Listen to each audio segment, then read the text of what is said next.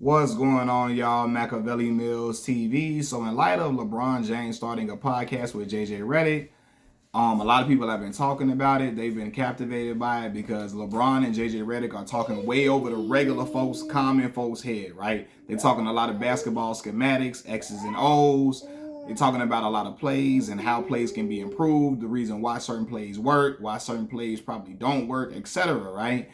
And through all of this, people giving LeBron and JJ Redick praise. Dr. Umar Johnson has taken exception to LeBron doing a podcast with JJ Redick. Why is that? Because JJ Redick is a white man, right? For those who aren't familiar with Dr. Umar Johnson is an individual that calls himself the Prince of Pan-Africanism. He speaks a lot about black upliftment, black unity, black folks coming together to thrive and better themselves and improving black education, etc., right? And so he feels like LeBron could have found one of his black brothers in the NBA to do this podcast with, and it still would have been just as entertaining, just as informative, etc., right? And so I'm gonna say this: I understand where my son is talking and stuff, right, playing with his toy.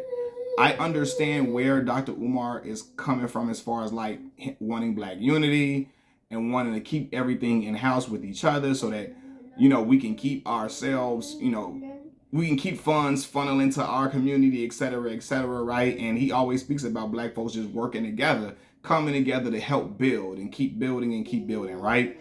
However, in this situation, I believe LeBron James deserves grace.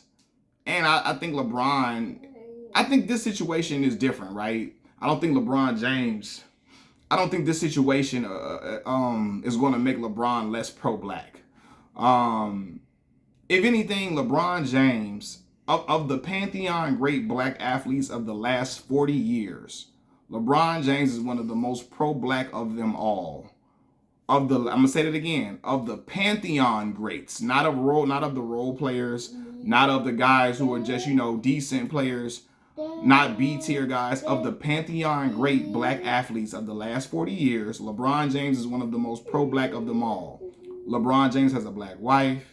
He has fully black children, like black kids, not racially ambiguous black kids, not black kids that's half or 1/3 and half, none of that, right?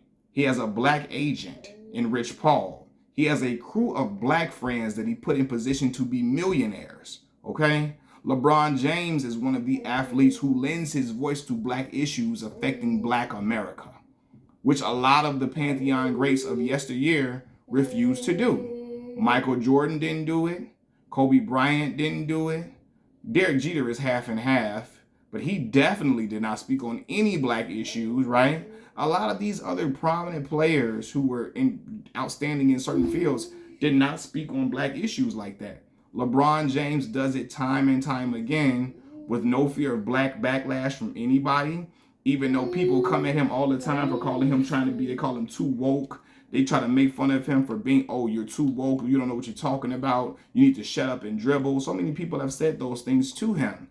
And he still speaks out about black issues. People always try to challenge him. You only speak up for black folks. You don't never speak about, you're supposed to be for peace all around the world. You only speak up for black people. And LeBron James still doesn't bat an eye, and he keeps lending his voice to issues affecting black folks, in particular police brutality affecting unarmed African American people, black folks in America, right? Which I think is something that's valiant, because why is that? A lot of people are still fearful to lose money. Even the great Michael Jordan, he never will speak on things like that because he does not want to ostracize certain communities. He does not he know what it's like he know about black folks and police brutality. It's been something that's been going on since he was a young child and since he was a teenager, etc. He doesn't want to, Michael Jordan don't speak of those things because he doesn't want to ostracize or alienate certain ethnic groups of people. LeBron does not care about doing that, and he still speaks up and lends his voice to black issues. Now, I know a lot of y'all gonna say he was faking like he was reading the Malcolm X book. Do I think LeBron read Malcolm X's book? No, I do not. But I don't care about that, because lending your voice to black issues is something that's necessary and needed, especially when you're a person of prominence like LeBron James. So when I said I'll give him grace, I don't think that LeBron James should be criticized for anything like that. Like I said, he is one of the Of the Pantheon greats, he's one of the most pro-black. Again, he with a black woman, not a woman you got to go find in the Calabasas somewhere, not a woman you got to go deep down in Miami to find her because she foreign or nothing like that. He's with a black woman, a black woman that around the way, beautiful black woman. You know what I mean? And yeah, man, and he with his same high school sweetheart black woman from way back when helped to connect resources to this black woman from Akron, Ohio, and help build her up and build her family up as well, which is always commendable. My son talking and stuff, right? Here, baby. But most importantly, man, he's friends with JJ Redick, man. JJ Redick, his boy, you can tell. And hold on 1 second, y'all. My son getting excited. Here, baby. Anyway, though, I believe that LeBron did this with the JJ Redick because JJ was the one who started this. JJ said something along the lines of, hey, NBA fans don't want to hear about basketball X's and O's. They don't want to hear about true basketball talk. They only want to hear hot takes. And so LeBron said, you know what? JJ the one that brought this up. He the one that brought up this whole point of NBA fans not wanting to hear about actual basketball news or actual basketball related things. People only want to hear hot takes. So he said, I'm going to get JJ Redick with me to talk about these issues because JJ the one that brought it up. And we're going to see if this can work. LeBron is a dude who loves basketball. He lives and breathes it. He can tell you what plays are forming when it's happening. He can call out the other team's plays. He can remember it like a savant. He is a guy who is a basketball genius. So this is something that's thrilling to him to talk about basketball X's and O's. And he said, you know what? Since JJ is the person who brought it up and said, hey, NBA fans don't want to hear about this. Let's see if they really want to hear about it. I'm going to get with JJ. We're going to talk about basketball X's and O's. We're going to talk about all the schematics. We're going to break down certain plays, etc.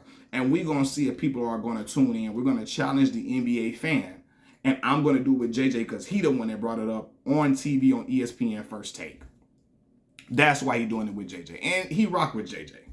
JJ, his boy, you could tell. He cool with JJ, man. So, yeah, man. And you know, when you got friends, and you can have friends of other ethnicities and all of that, and you going to do business with them too.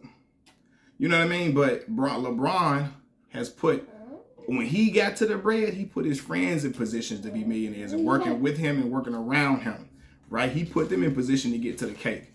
So he been making black millionaires who were not, probably would have not, I'm not saying they would have not reached that point, but it probably would have taken them longer to do so had they not had the connection to LeBron James, right?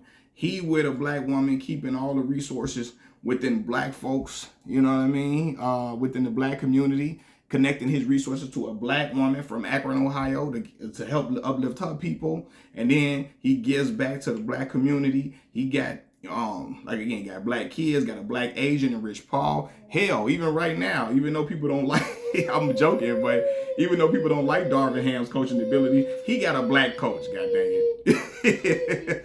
So listen, man, LeBron, if anybody should be, that shouldn't apply to LeBron. Nobody should be looking at LeBron like, or LeBron be on coon time. LeBron be really out here standing with black folks firmly and strongly. You smelling daddy, man? Firmly and strongly, man. So, yeah, I think Dr. Umar is off base with this with LeBron James, but I do understand what Umar is talking about with keeping with black upliftment and keeping and speaking black unity. I admire that. I respect that for sure.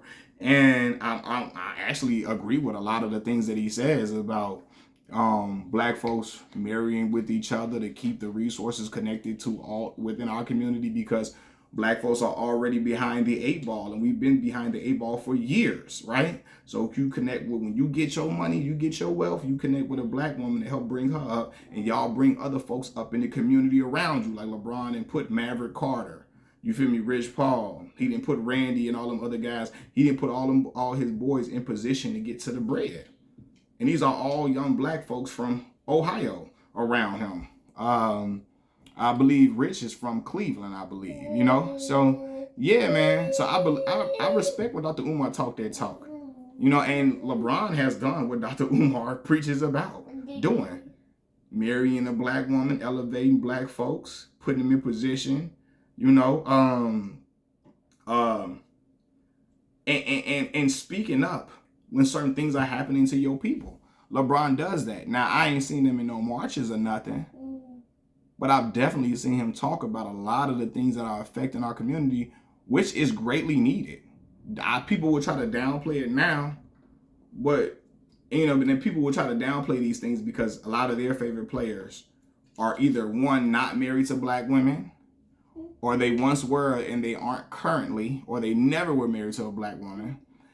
People don't like when I talk about, LeBron being with a black woman because their favorite player not with a black woman, and they don't like when I talk about LeBron lending his voice to black issues because their favorite players more than likely did not do it. And you know what I mean? Because Michael Jordan didn't do it. And when he tried to speak up about police brutality, he straddled the fence as you can expect him to do. And Kobe Bryant didn't speak on black issues at all either. He didn't. LeBron has done that, and he's been doing it since 2012, 2013. And people were like, well, it's easier for LeBron to do it now. If it's so easy, why Kobe Bryant and Michael Jordan still don't do it now? If it's so easy to speak about all these issues now, why don't Kobe Bryant and Michael Jordan do it now? Because they are afraid to ostracize and alienate a certain population. See, it's different when the role players do it, right? Colin Kaepernick was at his height for a minute, and then he was not a superstar anymore, right? Craig Hodges was never a superstar.